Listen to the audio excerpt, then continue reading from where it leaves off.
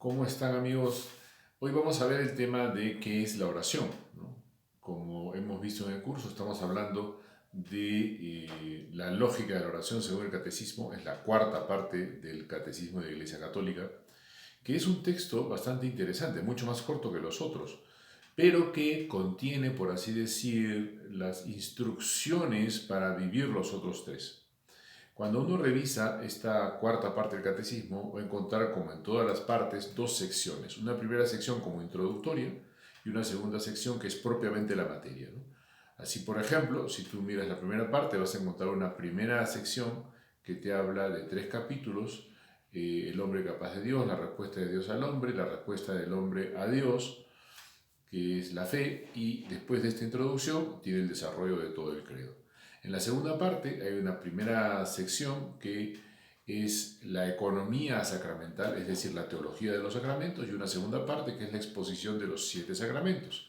En la tercera parte también tienes una introducción, una primera sección, que es la vida moral en general, todos los aspectos de la vida moral, y la segunda parte que es la exposición de los 10 mandamientos, mandamiento por mandamiento. En esta cuarta parte también hay dos secciones. Una primera sección que es algo así como la teología espiritual o la teología de la vida de oración, de qué se trata la vida de oración, y una segunda parte que es la exposición del Padre Nuestro, artículo por artículo, petición por petición. Bien, entramos entonces en esta cuarta parte. Los autores del catecismo introducen el tema de la oración poniendo lo siguiente: hablan de que la persona que cree tiene que asentir la verdad dogmática, que es el símbolo de la fe, el credo. Si uno no afirma como cierto, como verdadero, como algo que uno cree y a lo cual se adhiere, que Dios es Padre, Hijo y Espíritu Santo, que la salvación nos llega por Jesucristo y que tenemos que creer en la iglesia, no la iglesia como objeto, sino dentro de ella, ¿no? Podríamos sintetizar la fórmula como: creo en Dios Padre, Hijo y Espíritu Santo dentro de la iglesia y con mis hermanos de la iglesia, y por lo tanto, al pertenecer a esta enorme comunidad universal llamada Iglesia Católica, yo estoy haciéndome acreedor a la salvación que el mismo Dios ofrece. Si uno no cree en Dios, no cree en la salvación, es obvio, ¿no? Por eso es que en la dogmática, que muchas veces muchas personas a veces la piensan como una imposición media caprichosa de Dios, que se le ocurre que le tienes que creer y si no le crees, Él te mata, ¿no? En realidad es una cosa mucho más simple. Si yo no creo que exista una salvación, si yo no creo necesitarla, si yo creo que es una simple patraña, entonces evidentemente no la voy a buscar, y si no la busco, no la obtendré, porque la salvación tengo que pedirla, tengo que buscarla. Es así, no es un asunto automático. Bien, una vez planteado esto, el catecismo dice: esta fe que se conoce se celebra. Y esta es la segunda parte: los sacramentos. Los sacramentos son la plasmación simbólica, plástica, vital y bueno, no hay otra palabra, sacramental. Es decir, son los signos que realizan la gracia en nosotros. El bautismo, la confirmación, la Eucaristía, que son lo que algunos llaman sacramentos de iniciación, cuando en realidad son los dos primeros, los de iniciación a la Eucaristía, que en verdad es toda la vida cristiana, ¿no? Porque la Eucaristía es el sacramento que se repite para acompañarnos desde que nos bautizamos hasta que salimos de este mundo. Y todos los demás sacramentos son expresión y realización de la Eucaristía, ¿no? Así, por ejemplo, el bautismo es para la Eucaristía, la confirmación es para la Eucaristía, el matrimonio es un símbolo eucarístico también, el matrimonio cristiano. El orden sacerdotal, ni que se diga, es la persona consagrada a confeccionar la Eucaristía. La confesión es un sacramento que nos permite volver a la pureza del bautismo para participar en la Eucaristía, y la unción de los enfermos asociada al viático es la puerta de salida en la cual Dios nos dice: amigo, vámonos por otro lado. La unción de los enfermos es también una prolongación de la Eucaristía en la vida cristiana. Bien, este mundo de los sacramentos es la realización ritual de la comprensión de la fe. Esta realización ritual y esta comprensión de la fe, estos dos elementos, uno más, por así decir, intelectual y el otro más, por así decir, cordial o vital, pero que jamás pueden ir separados, así como la verdad y el bien no van separados, la verdad proclamada en el credo y el bien que hacen los sacramentos no pueden ir separados. son las raíces de una vida moral, de un esfuerzo moral cristiano. Por eso es que aparecen antes que la tercera parte, que es la moral cristiana, y son los 10 mandamientos. Ninguno de los 10 mandamientos los podemos cumplir sin creer en Dios y sin vivir los sacramentos. Eso no es cristiano. Ocurre que hay personas que reducen el cristianismo a una moral. Incluso la valoración del cristianismo de alguien sería su vida moral intachable o no. Si comete un pecado, entonces más o menos está diciendo que Dios es falso. Esto no es tan mentira. Ciertamente, la incoherencia moral muestra que uno no cree y que uno no celebra correctamente los sacramentos. Más o menos sí. Pero, en realidad, la vida moral misma contempla la debilidad de los hombres. Contemplar la debilidad, considerar la debilidad, no quiere decir aceptarla y convertirla en un hábito. Hay que combatirla, evidentemente. Las concupiscencias están para ser vencidas. Pero el cristianismo no es antes que nada un moralismo, como les expliqué hace un momento. La raíz moral del cristianismo está en la afirmación de la fe, la celebración de los misterios en los sacramentos y su realización en la vida moral a través de la gracia. Porque para la vida moral es indispensable la gracia recibida en los sacramentos. Entonces, esta lucha, este intento por ser coherente con la gracia recibida es la moral cristiana que se expresa en los mandamientos. Los mandamientos dirigidos a Dios, los 3 primeros, los mandamientos dirigidos al prójimo, que son los 7 siguientes.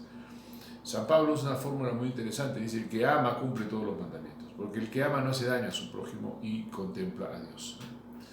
Bien, estas 3 partes, dice el catecismo, implican y necesitan una relación personal del hombre con Dios. Es decir, el cristianismo no es un cumplimiento, no es un check a la fe, un check a los sacramentos, un check a la moral.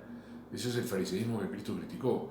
Todo eso tiene sentido, o todo eso es una relación del hombre con Dios. Y ahí termina el colofón diciendo: esa relación es la oración. Entonces, si lo entendemos bien, la oración es la realización de las 3 primeras partes del catecismo. Sin la oración, las 3 primeras partes del catecismo no tienen ningún sentido, porque no genera una relación personal con Dios, sino, repito, un cumplimiento, ¿no? Cumplo y miento. Es decir, le digo a Dios que creo, le digo a Dios que participo en los sacramentos, le digo a Dios que hago el esfuerzo moral para hacer otra cosa, cuando en realidad todo lo anterior está inmerso, inserto, expresado y al mismo tiempo fundamentado en una relación personal con Él. Y eso es la oración. ¿Listo?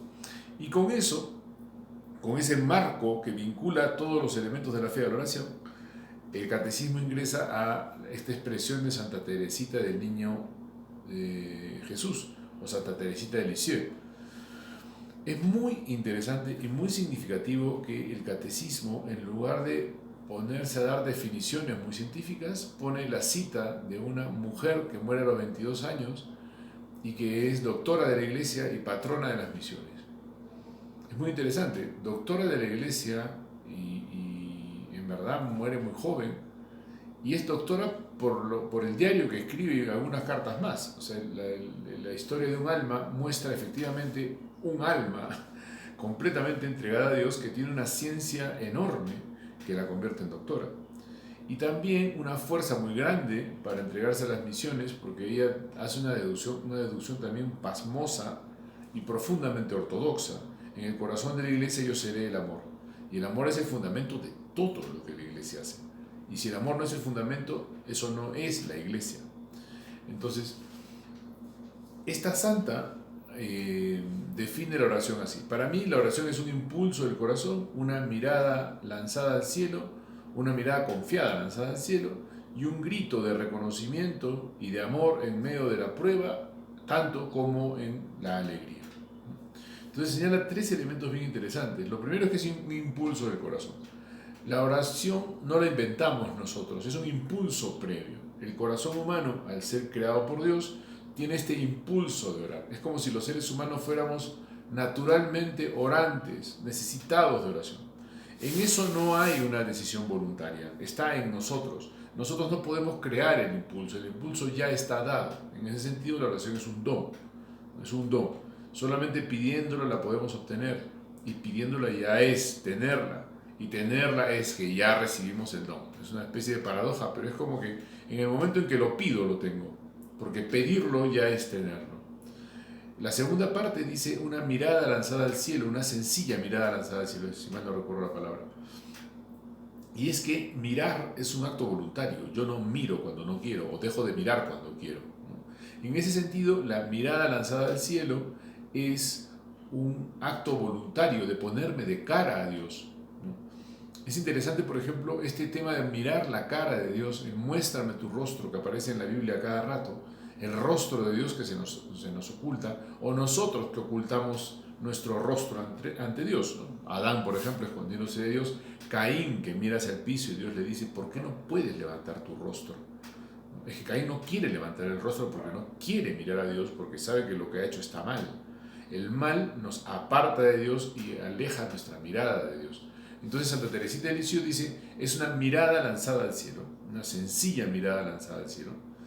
Y por último, un acto todavía más voluntario, que sería la oración misma, un grito de reconocimiento, ¿no? Y de amor.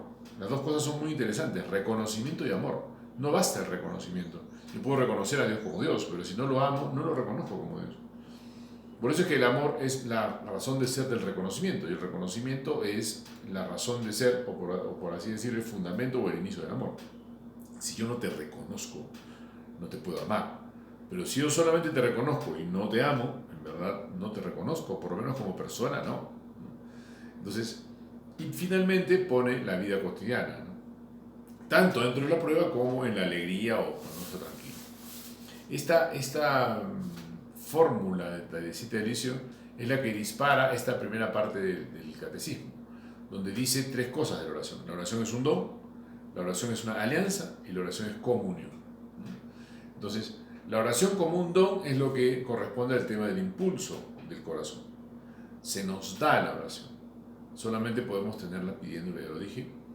La oración como alianza es la mirada lanzada al cielo, es decir, yo me alío contigo, yo quiero estar de tu lado. Cuando nos miramos, nos comunicamos, nos encontramos cosas comunes. Cuando una persona mira a otra, encuentra lo común, la mirada es conocida y eso nos hace aliados, ¿no? Del mismo lado, aliados a favor de algo y aliados en contra del mal. Y por último, la oración es comunión. La comunión ya es este grito de reconocimiento, ¿no? Estoy en comunión contigo, tenemos el mundo común, nos acomunamos, compartimos la misma familia. Es algo más que solamente la mirada. La mirada es el inicio de esto, pero la comunión es algo más. Podría no verte y sé que estás ahí. Podría ser que, no sé si a ustedes les pasa, o sea, yo tengo parientes, amigos, hermanos, que yo no veo mucho, o sea, lo veo una vez al año, pero cada vez que nos vemos es como si hubiéramos estado conversando 15 minutos antes. La comunión va mucho más allá del ver, mucho más, porque es mucho más profunda también. Entonces, ese es el colofón que hace el catecismo de esta cita de Santa Teresita de Lisieux. Y esa es la primera lección. Nos vemos en la próxima.